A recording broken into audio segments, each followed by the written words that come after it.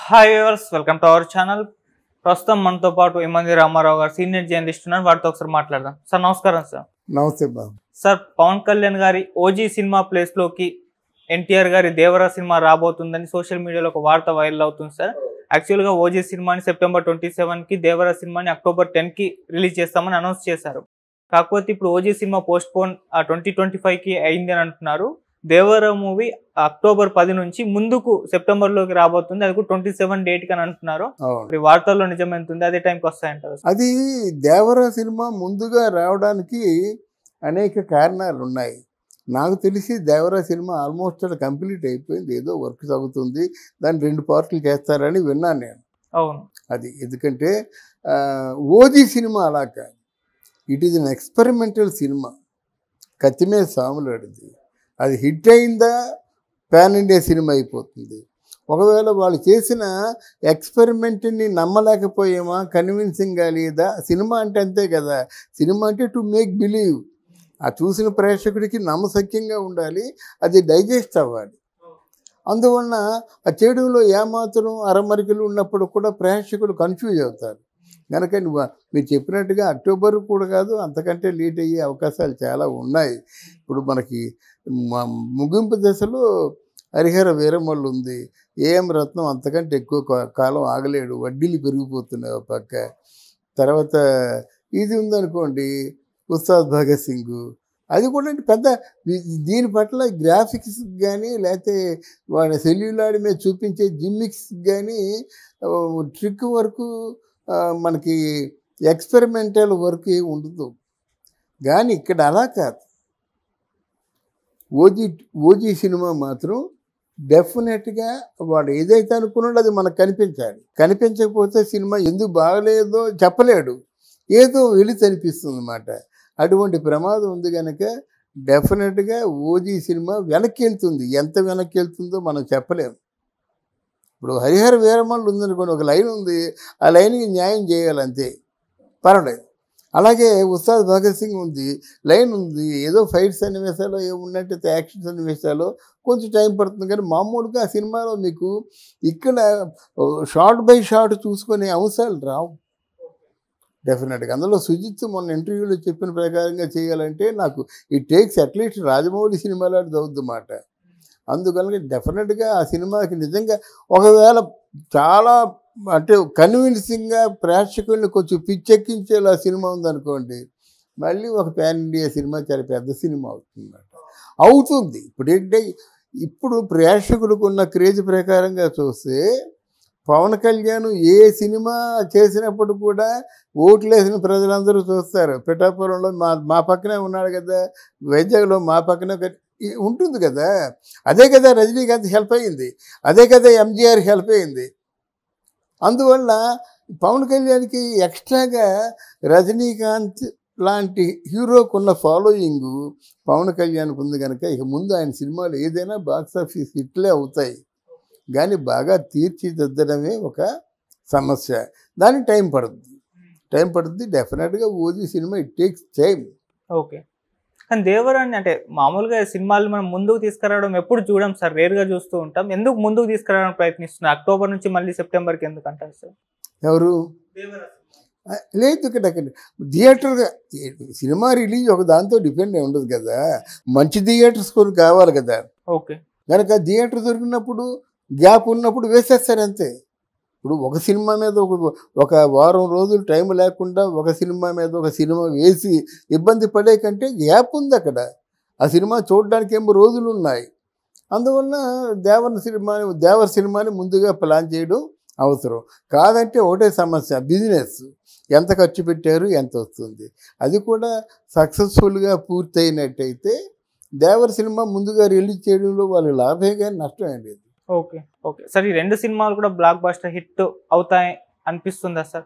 ఏదమ్మా 2 సినిమాలు కూడా అంటే ఇప్పుడు ఎక్స్పెక్టేషన్స్ ఆ సినిమాల పైన చాలా ఒక రేంజ్ లో ఉన్నాయి కదా, మరి 2 సినిమాల రిజల్ట్స్ కూడా బ్లాక్ బస్టర్ ఆ రేంజ్ లోనే ఉంటుందంటారా సార్? రెండో సినిమా ఓజీ సినిమా ఆయన బుర్రలో ఏముందో అది చూపించగలిగితే సూపర్ హిట్ అండి. అది కష్టం, కత్తిమేసి. అందుకే ఎక్స్పెరిమెంటల్ సినిమా ఏది తీసినప్పుడు కూడా మనం చెప్పలేము. సినిమా ఇది సుకుమార్ తీశారు కదా, నెంబర్ 1 నేనొక్కనే. అది ఎంత మంచి సినిమా. అవును. జనంలోకి వెళ్ళకపోతే నువ్వు ఎంత కష్టపడి చేసినప్పుడు కూడా జనంకి ఎందుకండి, మేము థియేటర్కి వచ్చాము మాకేదో అద్భుతంలాగా అనిపించినట్టు అది మంచి సినిమా. సో చూడండి ఊరికే తలనొప్పి వచ్చేసిందండి. అంటే అది నువ్వు నమ్మినా నమ్మకపోయినా చెడ్డ సినిమా అన్నమాట. ప్రేక్షకుల్ని రంజింపజేసేదే మంచి సినిమా. దానికోసం వాళ్ళు ప్రయత్నాలు చేయాలి. అట్లాంటి కథావస్తువులు తీసుకోకూడదు. ఏగా సినిమా తీశాడంటే రాజమౌళి ఎంత రిస్క్ అండి. ఒక ఏగని హీరోగా పెట్టి సినిమా తీశాడు. ఎంత కన్విన్సింగ్గా చేశాడు అంటే ఈ 4 వర్గాల ప్రజలు ఉంటారు కదా, ఇంకో 5వ వర్గం ఉంది. అంటే కొంచెం అప్పుడప్పుడే మాటలు నేర్చుకుంటున్న పిల్లలు, అడుగులేస్తున్న పిల్లలు, ఈ చిన్న చిన్న బుజ్జి అడుగులేస్తున్న పిల్లలకి ఆ ఏక సినిమా బ్రహ్మాండంగా నచ్చేసింది. అవును. అర్థమైందా? వాళ్ళు టార్గెట్ చేయలేదు కానీ పిల్లలు టార్గెట్ చేశారు. అలాగుండాలి డైరెక్షను. అలాగుంటే డెఫినెట్గా super hit. Pawan Kalyan, Chandrababu Naidu Trump కార్డులు అయ్యారు. చివరి దశలో ఆల్మోస్ట్ కూటమిలో ఉన్న పుణ్యానికి మోదీని గట్టెక్కించేటువంటి అవకాశం వాళ్ళకి కలిగింది. ఇవన్నీ వాళ్ళ అన్నయ్య ఫేసులో కనిపిస్తాయి మనం చదవగలిగితే.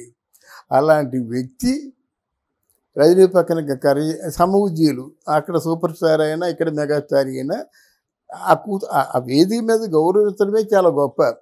అటువంటిది మోదీని తీసుకొచ్చి చిన్నపిల్లలాగా పవన్ కళ్యాణ్ తీసుకొచ్చి చిరంజీవిని కావలించుకొని, చిరంజీవిని తర్వాత ఏంటంటే గట్టిగా పట్టుకొని నిన్ను మించిపోయే నీ తమ్ముడు అని చెప్పినప్పుడు ఏ తండ్రికైనా జలజల కన్నీరు కారిపోతుంది. అంతేకాకుండా ఇక్కడ పవన్ కళ్యాణ్, మోదీ, చిరంజీవి ముగ్గురు విజయకేతనాలు ఎగరేశారు. విజయకేతనం అంటే చెయ్యి పైకెత్తి జై కొట్టడం అన్నమాట. అది ఎగరేశారు, అందరూ చూశారు. తర్వాత మళ్ళీ ఇంకోసారి చిరంజీవిని కావలించుకున్నాడు. అప్పుడు చిరంజీవి తట్టుకోలేక గుండె పగిలేలాగా పాప ఆ ముఖంలో ఇంత గంభీరంగా ఉన్న చిరంజీవిని, అంటే చిన్నప్పుడు చిరంజీవి గారి చేతుల్లో పెరిగినటువంటి పవన్ కళ్యాణ్ వీడైనా ఎంత పెద్దోడు అయ్యాడు. ఇప్పుడు ఎందుకంటే టోటల్ క్రెడిట్ అంతా చిరంజీవికి, సురేఖమ్మకే దక్కుతుంది. నాకు మా అన్నయ్య కాదు తండ్రి అంటాడు, నాకు మా వదిన కాదు తల్లి అంటుంది. ఆ వదిన చెప్పు చేతుల్లోనే బతికాడు. వదిన ఏం చెప్తే అది విన్నాడు. అంటే ఆయనకి తల్లి కంటే మించింది వదిన. అది అలాగే చిరంజీవి కూడా ఒకప్పుడు ఒక మాట అన్నాడు, ఈరోజు పవన్ కళ్యాణ్ కానీ నేను కానీ ఉన్నానంటే మా వెనక సురేఖ ఉందని చెప్పాడు. ఇవన్నీ వాళ్ళు చెప్పుకున్న మాటలే మనం కూర్చి చెప్తున్నమాట. దాంతో తను తట్టుకోలేక ఈసారి అప్పుడు సురేఖమ్మ మొహం చూడాలి. అలా కళ్ళు తుడుచుకుంటుంది, తన్మయత్వంగా ఫీల్ అవుతుంది. ఒక పక్క అన్నా నిజనో ఏడుస్తుంది, ఒక పక్క ఆద్య చప్పట్లు కొట్టేస్తుంది. ఎంతకంటే కన్నుల పండు ఏముంటుందండి. గనక చాలా అద్భుతమైన ఘట్టం అది. దానికి ఏంటంటే అందరికీ కూడా మొన్న చిరంజీవి ఇంటికి వెళ్ళినప్పుడు అన్న పాదాలకి వదిన పాదాలకి నమస్కారం పెట్టినప్పుడు ఎటువంటి ఉద్వేగం ప్రేక్షకులకు కూడా కలిగిందో ఇప్పుడు కూడా అటువంటి ఉద్వేగమే కలిగింది. ఇక మీరు అడిగిన ప్రశ్నకి సమాధానం నేను చెప్తున్నాను. ఇవాళ చిరంజీవి సినిమాలు చేస్తాడు కానీ ఉన్నతమైనటువంటి ఒక పదవి మాత్రం చిరంజీవిని వరిస్తుంది తొందరలో. చిరంజీవి సినిమాలు చేయడం మానేడు కానీ ఆయన గౌరవానికి, ఆయన స్థాయికి, ఆయనకున్న పద్మవిభూషణ్ అవార్డుకి తగ్గట్టుగా కేంద్రం నుంచి మంచి ఒక విలువైన పదవి వస్తుందని మనం ఘంటాపదంగా చెప్పొచ్చు.